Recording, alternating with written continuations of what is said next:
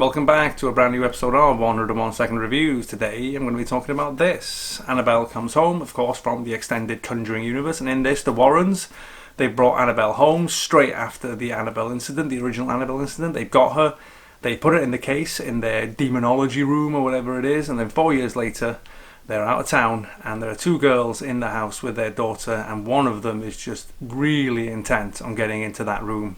And I'm sure you can imagine what happens next. Okay. Back in a second.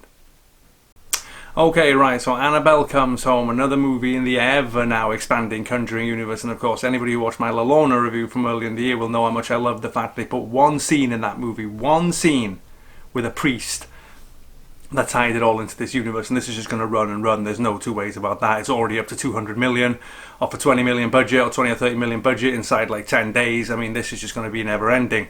Now, I generally went into this thinking, you know what, I mean, the hell, I've seen all these movies. I like the first two Conjuring movies. I think the first one I think is really good. The second one is a bit more of a throwaway, but it's enjoyable.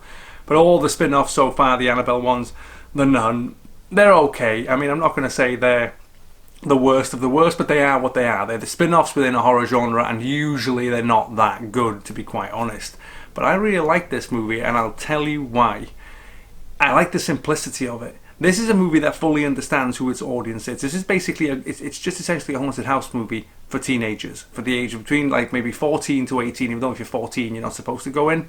But that's all it is. It's that simple. It's three kids trapped in a house, with the house becoming spookier and spookier inside and just outside in the perimeter as well. And it's that notion of dragging you in thinking, imagine if you were at home with your friends one night, your parents are out of town, and you'd have to deal with like creaking noises. And it's extremely simple. All four performances by the kids are great.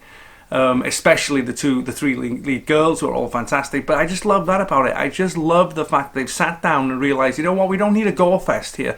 Let's just make a simple ghost story for kids. And in that sense, it really bloody works. Okay, right. Thanks for watching as always. I'll be back again soon.